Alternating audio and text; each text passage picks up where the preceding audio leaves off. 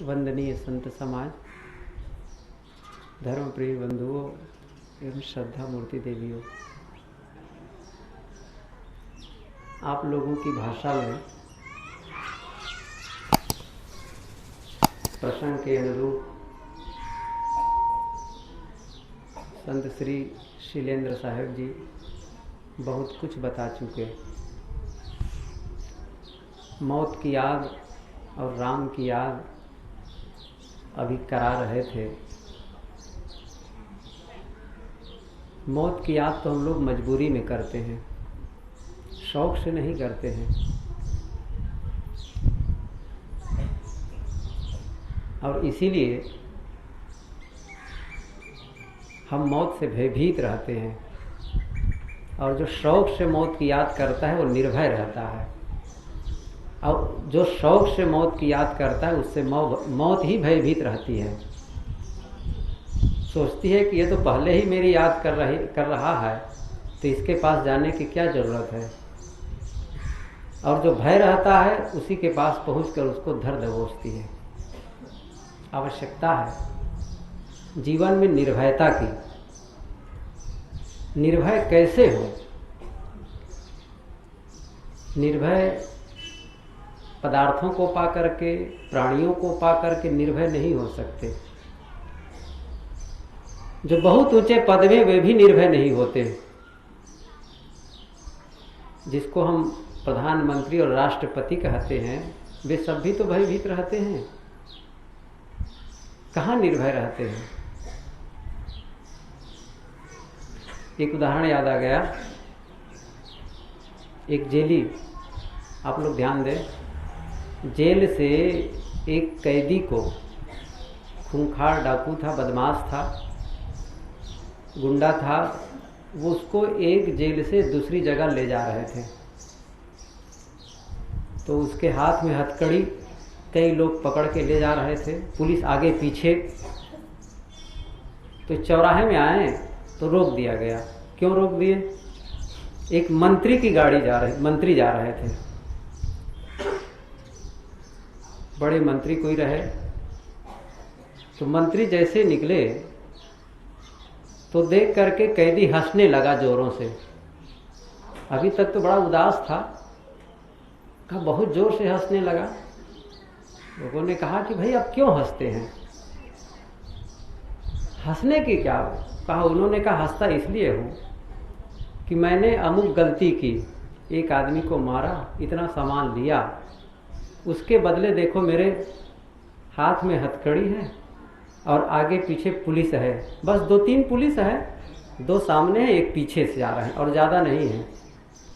और अभी देखा मंत्री को, इसके पीछे कई पुलिस आगे और कई पुलिस पीछे है। तो बड़ा नहीं, कितना बड़ा एक खूंखार डाकू होगा। अभी अलग जा भी नहीं सकता है, अपने मन के खा भी नहीं सकता है। ऊंचे पद में निर्भयता नहीं है, पद में निर्भयता नहीं है, बहुत धनी होने पर निर्भयता नहीं है। बहुत बढ़िया मकान बना लिए, चारों तरफ से ब्लॉक कर लिए, एक ही दरवाजा रखे तो क्या निर्भय हो जाएंगे? एक राजा मकान बनवाया तो उसमें पहले किला का जमाना, तो बहुत मोटी दीवार और एक दरवाजा छोटा सा रखा था। तो एक दूसरे राजा आए, साथ में संत भी आए, तो दिखाने लगे देखो मैंने इतना पुख्ता मकान बनाया है, कोई नहीं आ सकता, यहाँ पर कोई आक्रमण नहीं कर सकता, कोई मार नहीं सकता, एक छोटा दरवाजा है, कोई जान नहीं सकता इसको। कहा बहुत अच्छा है, ये तो बहुत बढ़िया। बाहर निकले तो उस राजा जो देखने आया था, उसके साथ जो संत थे, उन्होंने कहा ऐसा है, इन्होंने देख मकान बहुत बढ़िया बनाया, किला बनवाया, एक ही छोटा सा दरवाजा है, आप ऐसा ना करिए। आप भी जब मकान बनवाएंगे, बड़ा सा भवन बनवाएंगे, किला बनवाएंगे, तो इन्होंने जो गलती की वैसी गलती मत करिए। कौन सी गलती? इन्होंने एक दरवाजा चुन लिया है ना, उधर से कोई आ सकता है, आप मकान बनवा करके उस दरवाजा को बंद करके अंदर रह लीजिए, बस कोई नहीं आएगा फिर। अब बताइए, वो अंदर से बंद भी कर लेगा तो मौत की नजर से चूक जाएगा? कहीं भी आप रहिए, मौत की नजर से कोई चूक नहीं सकता है। हम सब मौत के आहार हैं। आप लोग बैठते हैं तो जलपान करते हैं, भोजन अभी देखो बना है तो कुछ देर में करेंगे, थाली में भोजन रख के उठा कर करते हैं। मौत हम लोगों को बिल्कुल उठाने ही वाला है। कबीर साहब ने बहुत बढ़िया कहा है, झूठे सुख को सुख कहे, मानत है मन मोद, जगत चबेना काल का, कुछ मुट्ठी कुछ गोद। जगत चबेना काल का, हाथ में रखते हैं और उठा उठा कर खाते हैं। वैसे ही मौत कुछ लोगों को मुंह में दबाया और कुछ लोगों को हाथ से उठाकर खाने ही वाली है। हम सब की यही दशा है। और सदगुरु कबीर की वाणी में इन सब बातों का बहुत विस्तार से है। यहाँ कौन है जो हमारी पुकार सुनने वाला है? कौन हमारी रक्षा कर सकता है? हमारे अच्छे कर्म ही हमारे रक्षक हो सकते हैं, अन्यथा कोई हमको बचाने वाला नहीं है। सब मौत के मुख में जा रहे हैं, सब मरे हुए, रोज मर रहे हैं। अभी 20-25 मिनट पहले हम लोग आप सब यहाँ आए, आधा घंटा पहले आए। पाठ करने वाले थे, पारायण करने वाले 1.5 घंटा पहले आए, ठीक है। तो 1.5 घंटे पहले का समय को लौटाया जा सकता है? 20 मिनट पहले को समय को लौटाया जा सकता है? 5 मिनट पहले मैंने बोलना शुरू किया, क्या वो 5 मिनट का समय लौटाया जा सकता है? तो 5 मिनट के लिए मर गए कि नहीं मर गए? प्रति क्षण आदमी मर रहा है। कौन जीवित है? सब मर रहे हैं। इसीलिए सदगुरु कबीर को कहना पड़ा, संतों ये मुर्दों का गांव। यहाँ जितने बैठे सब मुर्दा बैठे हैं। आप लोग कहें नहीं हम जिंदा हैं, मुर्दा हैं, सब मुर्दा हैं। साधो ये मुर्दों का गांव, सबको मरना है।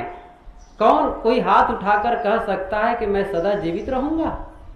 सदा जीवित रहने वाला कोई नहीं है। सदगुरु कबीर की ये साखी अब सब लोग जानते हैं, आए हैं सो जाएंगे, राजा रंक फकीर, एक सिंहासन चढ़ी चले, एक बंधे जात जंजीर। ख्याल ये करना है, हम जंजीर में बंध के जाना चाहते हैं कि सिंहासन पर बैठ कर जाना चाहते हैं? क्या शौक है? जंजीर पे से बंध के जाना चाहते हैं तो उसके अनुसार काम करें, और सिंहासन पर बैठ कर जाना चाहते हैं तो उसके अनुसार काम करें। सिंहासन के लिए कौन सा काम कर रहे हैं? अपने जीवन को टटोलें। सुबह उठते हैं, नित्य क्रिया से निवृत्त होते हैं, शौच करते हैं, स्नान करते हैं, जलपान करते हैं, काम में जाते हैं, फिर लौट के आते हैं, फिर खाते पीते हैं, विश्राम करते हैं। इस प्रकार करते करते पूरा दिन बीत जाता है। रात्रि में फिर सो जाते हैं। इस पूरे चक्र को ढूंढिए, अपने बिल्कुल सर्किल को देखिए, पूरे दिन की दैनंदिनी को। रोज रोज जो घटनाक्रम हमारे जीवन के हो रहे हैं, रोज जो हम काम कर रहे हैं, इसमें कौन सा ऐसा काम करते हैं जो सिंहासन पर बैठ के जाने लायक है? कोई काम है? कौन सा काम करते हैं? जीवन गुजर का तो काम करते हैं, ठीक है, खेती करते हैं, व्यापार करते हैं, उसको करने की मनाही भी नहीं है, करना चाहिए। लेकिन सिंहासन पर बैठकर जाने का जो हम आशा लगाए रखे हैं, उसके लिए कौन सा काम किए हैं? है कोई काम? कोई काम नहीं है। तो फिर दूसरा पक्ष रखा है जंजीर पर बंध के जाने का। दो ही तो रास्ते हैं, एक तो सिंहासन पर बैठकर जाने का और दूसरा है जंजीर पर बंद करके जाने का। यदि सिंहासन वाला काम नहीं कर रहे हैं तो दूसरा अपने आप बिना कहे वो मिलना है। जंजीर के लिए मेहनत नहीं करनी है आपको, जंजीर के लिए परिश्रम नहीं करना है, परिश्रम करना है सिंहासन के लिए। और हमने कोई परिश्रम नहीं किया। अभी पूर्व प्रवक्ता से सुन रहे थे, यहाँ ये संबल कर ले आगे विशी बाट। ये संबल कौन इकट्ठा किया? नहीं किए, और इसीलिए दुखी बने। दुख दुख जीवन भर दुख रहते हैं, मरने के बाद भी दुखी बने रहते हैं। बहुत लंबी जिंदगी पा गए, क्या फायदा हुआ? कुछ लोग बड़ी आशा करते हैं कि बहुत दिन जिएंगे। मैं समझता हूं बहुत दिन जीने की आशा व्यर्थ है। लघु जीवन संवत पंचदशा, कल्पांत नाश गुमान यशा। गोस्वामी तुलसीदास जी ने कहा है कि लघु जीवन थोड़े दिन का है, बहुत थोड़े समय का, कुछ वर्ष जीना है, और आशा कितनी है? कल्पांत नाश 4 अरब 32 करोड़ वर्ष का एक कल्प होता है। मन में होता है कि हम तो मरेंगे ही नहीं। लोगों को मरते देखते हैं तब भी नहीं लगता कि हम मर जाएंगे। किसी के शमशान यात्रा में जाते हैं तब लगता है कि हाँ दुनिया झूठी है। किसी को जलाते हैं तब लगता है दुनिया झूठी है। लेकिन कुछ समय के लिए, बहुत थोड़े समय के लिए, उसी को कहते हैं शमशान बैराग। एक महात्मा जी से एक भगत मिलने गया। महात्मा जी के जब आश्रम में गए तो उस आश्रम वासी संतों ने कहा कि भाई अभी अभी हमारे गुरु जी गए हैं, एक गांव का एक आदमी का देहावसान हो गया और उसी की शमशान यात्रा में गए हैं, आप चले जाइए, वहाँ मिल जाएंगे। उन्होंने कहा कि वहाँ तो बहुत लोग होंगे, मैं कैसे पहचानूंगा कि अमुक संत है, अमुक यहाँ के प्रसिद्ध महात्मा हैं। उन्होंने कहा कि एक पहचान हम बता देते हैं, जिसके मस्तक पर ज्योति जलती होगी, वो चमकता होगा, बस उन्हीं को संत मानना और उनसे आप बातचीत कर लेना। गए तो तब तक पूरी अर्थी ले करके सबके सब शमशान घाट में बैठे थे और वो गड्ढा खोद रहे थे, चिता की व्यवस्था कर रहे थे। तो सब लोग बैठे थे, 500 लोग लगभग रहे, और सबके मस्तिष्क में ज्योति एकदम जगमगा रहा था, लाइट जिसको कह सकते हैं एकदम। कहा कि यहाँ तो 500 सबके मस्तिष्क में ज्योति एकदम जगमगा रहा है, कौन संत है? लौट के फिर आ गए। संतों से पूछा कि भाई वहां तो 500 जितने बैठे सबके मस्तक में ज्योति है, कैसे माने कि ये संत है? उन्होंने कहा देखिए अब समय बीत गए, अब सबके सब वो तालाब चले गए होंगे, पानी नदी किनारे चले गए होंगे, वहां से अब नहा के लौटते होंगे, स्नान करके लौट रहे होंगे। अब देखना, अब जिसके मस्तक में ज्योति जलती हो, जिसका मस्तक चमक रहा हो एकदम ज्योति से आपूरित हो, बस उन्हीं को संत मानना। लौटे तो सचमुच जितने लोग गए थे, जब नहा करके आ रहे थे तो देखा कि एक व्यक्ति, एक मानस के केवल मस्तक पर जल रहा था। तो उनसे मिले जुले, फिर अंत में जब आश्रम आए तो पूछे महात्मा जी समझ बात नहीं आई, शमशान घाट में बैठे थे, मुर्दा के पास बैठे थे, तो सबके मस्तक में ज्योति थी, और स्नान करने के बाद सबके मस्तक की ज्योति गायब, केवल एक की ज्योति कैसे रही? उन्होंने कहा जानते नहीं, जब तक शमशान में रहे और जब तक वो स्नान नहीं किए थे तब तक सबके अंदर वैराग्य था और सब बिल्कुल मुक्त रूप में थे, और इसलिए सबके मस्तक में लाइट जल रही थी। और स्नान करने के बाद केवल संत के मस्तक में ज्योति थी, इसका मतलब केवल वही तथ्य को समझ रहे थे। शमशान घाट तक सब सत्य समझते हैं, बाद में कोई सत्य समझता नहीं है, कहे हाँ ठीक है हो गया, वहां से आएंगे। कई जगह देखा गया है, मुर्दा घर के पिता का शरीर छूटा है, अभी उसको ले नहीं गए दफनाने के लिए, और संपत्ति के लिए लड़ाई शुरू हो जाती है। भाई में संपत्ति के लिए लड़ाई शुरू हो जाती, पहले बांटो तब ले जाएंगे, पहले इतना हमको मिलना चाहिए। गजब है, कैसा संसार है, किसके लिए धन को जोड़ा जा रहा है? कि जिसके लिए न्याय अन्याय करते हैं वही ले जा करके गड्ढा खोद करके या चिता जला करके दफना देते हैं। एक कव्वाली में बहुत अच्छी बात आई है। कव्वाली में पूछा गया, शमशान मुसलमानों में ये होता है कि गड्ढा खोद देते हैं और पाड़ देते हैं मिट्टी से, उसको कब्र कहते हैं। तो रात में वो सब चले जाते हैं। होता क्या है कि दिन में प्रायः गाड़ देते हैं और सब चले जाते हैं। आधी रात को आए फरिश्ते और उस मुर्दा को जगाए। जब जगाए तो देखा कि चारों तरफ बिल्कुल बंद। तो उन्होंने पूछा फरिश्तों से, क्यों भाई, इस अंधेरी कोठरी में किसने ला करके मुझे छोड़ा है, जहां न खिड़की है, न दरवाजा है, न प्रकाश है, न हवा है? तो पूछा लोगों फरिश्तों से, इस अंधेरी कोठरी में किसने ला करके मुझे छोड़ा है? तो फरिश्तों ने कहा, अरे मूर्ख, तू नहीं जानता है, जिसके लिए तूने धन को जोड़ा है उन्हीं ने लाके तुमको यहाँ छोड़ा है। जिसके लिए जोड़े वही ला करके छोड़ा है। यहाँ कितने लोग बैठे हैं, बहुतों को दफना दिए हैं और बहुतों को जला दिए हैं। बहुत लोग हैं जो जला चुके हैं बहुतों को। हम लोगों के भी जलाने वाले पैदा हो चुके हैं, हम लोगों को भी दफनाने वाले पैदा हो चुके हैं। क्यों भूल रहे हैं उस दिन को? उसकी याद नहीं है? वो दिन आए, इसके पहले जो काम करना चाहिए वही कर लेना चाहिए। बहुत बढ़िया मकान बनाता है आदमी, बहुत सुंदर रंगा। मकान बनाना बुरा नहीं है, धन कमाना बुरा नहीं है, परिवार बुरा नहीं है, लेकिन उसको उसका सही उपयोग न करके जो दुरुपयोग करते हैं, उससे कल्याण का काम नहीं करते हैं, तो क्या होगा? वही भटकाने वाला हो जाता है। याद रखें, बढ़िया से बढ़िया मकान बनाते हैं, रंगाई पुताई करते हैं, लेकिन ये भी याद रखना चाहिए उसी मकान से एक दिन हमारी अर्थी निकलेगी।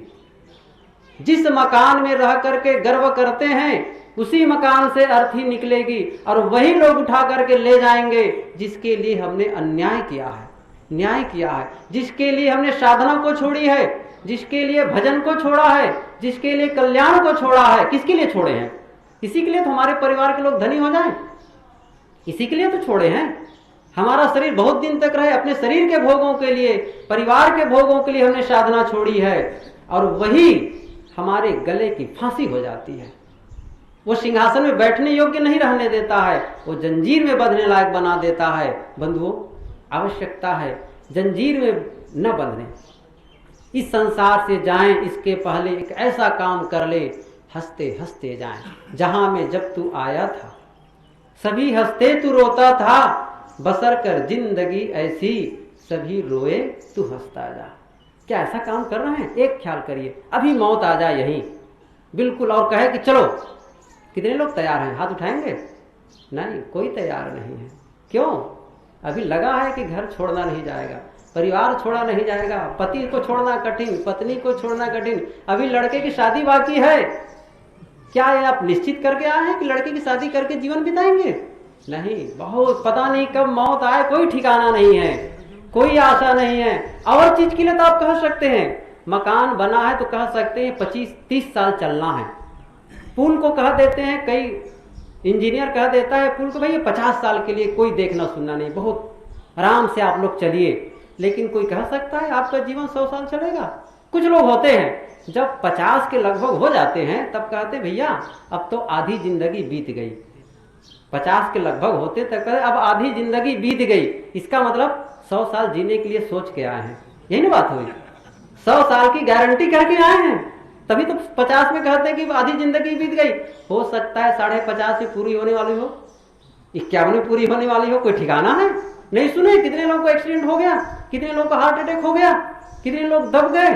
अरे ये कूड़ा शरीर को लेकर के चल रहे हैं। यह तन कांचा कुंभ है लिए फिरे थे साथ, टपका लागा फुट गया कछु न आया हाथ। मिट्टी का कच्चा बर्तन लेकर के आप चल रहे हैं, इतने में क्या हुआ, एक किसी ने टकराया, फूट गया बर्तन, हंडी, बचा क्या हाथ में? कुछ नहीं। ये शरीर भी कांचा कुंभ है, इसको लिए ढोए रहे हैं। बहुत बचाना पड़ता है, बहुत बचाना पड़ता है। जब चलो तो साइकिल से बचाओ, नीचे पत्थर से बचाओ, धूप से बचाओ, गर्मी से बचाओ, मोटर से बचाओ, इतना बचाना पड़ता है। और कई बार ऐसे टकरा जाता है कि फिर इसको पहचानना कठिन। राजीव गांधी के बारे में कहा जाता है जब उसके ऊपर बम विस्फोट हुआ तो चेहरा का पता नहीं चला, जूतों से पहचाना गया, जूतों से पहचाना कि ये राजीव गांधी के ही जूते हैं। उला करके इंदिरा भवन में, वहां उनके भवन में दिल्ली में, आपकी गुरुदेव जी के साथ जाना हो तो देखे, उनके जूते रखे और चेहरा कुछ नहीं, चेहरा रखने की संभावना भी नहीं है, लेकिन जूते ही पहचान उसकी हो गई, चेहरे की पहचान नहीं हो सकी।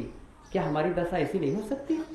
कई बार एक्सीडेंट हो जाता है तो केवल उसको एक फावड़ा से खींच करके उठाना पड़ता है मलबा को। अयोध्या में थे हम लोग, गुरु जी का आश्रम, तो पानी गिरा था थोड़ा थोड़ा रोड पर, और एक आदमी और उसकी पत्नी मोटरसाइकिल से जा रहे थे, बीच में छोटा बच्चा था, करीब 2 साल का रहा होगा अधिकतम। तो उसमें क्या हुआ कि वो हनुमानगढ़ी राम जन्मभूमि जाने के उधर रास्ते से वो साइकिल मोटरसाइकिल से जा रहे थे और पानी थोड़ा थोड़ा नीचे गिर गया था, बारिश का समय था। तो हमारे संत वहां घूमने गए थे और भगत लोग आए थे, उनको घुमाने ले गए थे। तो हुआ क्या, उधर से एसटीएक आ रहा था, बस राज्य परिवहन, और ये साइकिल को ऐसा मोड़े कि बस दोनों गिरे और दोनों अलग हो गए, पति और पत्नी, और बच्चा बीच सड़क में हो गया और गाड़ी तेजी से थी, आया और पीसते हुए निकल गया। और बच्चे के इस मांस को ले करके उसकी माता रो रही थी। आ करके बताए, हम कहते देखो तमाशा, हम लोग की दशा ऐसी नहीं हो सकती है, क्यों याद नहीं करते?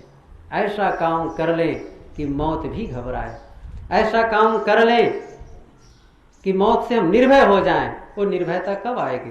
जब साधना करेंगे, जब भजन करेंगे, जब स्वाध्याय करेंगे। जो निर्दोष जीवन जिएगा वही निर्भय हो सकता है। ये पदार्थ, ये प्राणी हमें निर्भयता नहीं दे सकते। एक उदाहरण कहूँ, पूज्यवर गुरुदेव जी मंचासीन हो चुके हैं, फिर आपके आशीर्वचनों से लाभान्वित होना है। कैसे पदार्थ हमें निर्भय नहीं देते बल्कि उससे भय होता है। एक गुरु और एक शिष्य भिक्षा मांगने गए। जंगल के एक दूसरे छोर पर आश्रम था, वहां से दोनों गुरु और शिष्य एक गांव में भिक्षा के लिए आए। उन लोगों का काम ही था भिक्षा मांगना, रोज रोज का अपना यहाँ है, यहाँ जरूरत हवा की नहीं, हवा की जरूरत नहीं, हवा स्वाभाविक का। भिक्षा मांग करके आते, फिर साधना भजन में लगे रहते। एक दिन दोनों आए, गुरुजी ने कहा अपने शिष्य से कि बेटा तुम इस छोर से गांव के चले जाओ और मैं इधर से चले जाता हूँ। टाइम बता दिए कि इतने समय वापस फिर चलने का है। रोज का होता सब पता ही रहता था। इतने में हुआ क्या, गुरुजी चले गए दूसरी तरफ और शिष्य चले गए दूसरी तरफ। भिक्षा मांगते मांगते आगे बढ़े तो संजोग था शिष्य को एक भगत ने एक घर में गया तो 2 चांदी के सिक्के दे दिए। 2 सिक्का चांदी का कीमती सिक्का मिला, ले लिए। अब जो कुछ मिला, और चीज तो रोज मिलता ही था, वो लिए और बस आए। गुरुजी मिल गए। शाम का समय हो गया था। जब चलने लगे जंगल के रास्ते में आश्रम की ओर, तो गुरुजी आगे आगे चल रहे हैं, पीछे से शिष्य ने कहा गुरुजी जल्दी जल्दी चलिए, शाम का समय है, जल्दी जल्दी चलिए। मैंने कहा क्या बात है भाई, तो कभी नहीं कहता था ये, आज क्यों जल्दी जल्दी कह रहा है। फिर आगे बढ़े कि गुरुजी जल्दी जल्दी चलिए, शाम हो रही है, देर हो रही है। कहा कि जरूर कोई बात है। तभी वो देर हो रही है, देर हो रही, बार बार ये कह रहा है। एक कुआं मिला तो कहा कि देखो यहीं बैठे, पहले शौच निपट लें, बाहर निपट लें, उसके बाद चलेंगे। सब कपड़ा रख दिया गया, प्लास्टिक बिछाए, झोली रखे और चले गए दोनों पात्र लेकर के बाहर। और गुरुजी को थोड़ा से देखना था क्या बात है, जल्दी आ गए और शिष्य के झोली को खोल करके देखे कि क्या बात है। सचमुच 2 सिक्के मिले। तो कहा कि यही है डर का कारण, यही है संध्या। तो उन्होंने निकाला, उसको कुएं में डाल दिया। आए दोनों फिर चले, अब आगे चले तो कहा फिर गुरुजी जल्दी जल्दी चलिए, देर हो रही है। गुरुजी ने कहा चिंता न करो, देर को मैंने कुएं में डाल दिया है। कहा कि सचमुच झोली खोल करके देखा तो देखा कि दोनों सिक्के गायब। तो कहा गुरुजी आप जल्दी करने की जरूरत नहीं, लाइए यहीं आसन बिछा करके रात भर विश्राम यहीं करें। देर को कुएं में डाल दिए थे। भय था, पैसा था तो भय था, पैसा नहीं निर्भय हो गया। मेरा मतलब पैसा संग्रह के लिए नहीं कह रहा हूं कि ये ना करें, लेकिन ये सोचें कि ये पैसा इकट्ठा कर लेंगे, बड़ा मकान बना लेंगे, ऊंचे पद में पहुंच जाएंगे, बहुत लंबा परिवार हो जाएगा, तो मौत हमारा कुछ नहीं बिगाड़ेगी, हम निर्भय हो जाएंगे, यह आशा छोड़ दें। उसके लिए यदि प्रयास करना है तो निरंतर साधना, भजन, सत्संग, स्वाध्याय, यही सब करके जो आध्यात्मिक शक्ति अर्जित करता है वही व्यक्ति निर्भय होता है। बाकी सब भय से भरे हुए हैं। आए निर्भयता की ओर बढ़े आज के इस प्रसंग में कि हम मौत की याद कर लें और राम की याद। इन दोनों बातों पर पूर्व प्रवक्ता ने कहा, मैं भी अपनी बातें कुछ कही। पूज्यवर गुरुदेव जी मंचासीन हो चुके हैं। आपके आशीर्वचनों से हम सब लाभान्वित हों। मैं अपनी वाणी को विराम देता हूं और साथ ही पूज्यवर गुरुदेव जी से विनम्र प्रार्थना करता हूं कि आप अपने गंभीर विचारों से, आशीर्वचनों से हम सबको कृतार्थ करने की कृपा करें।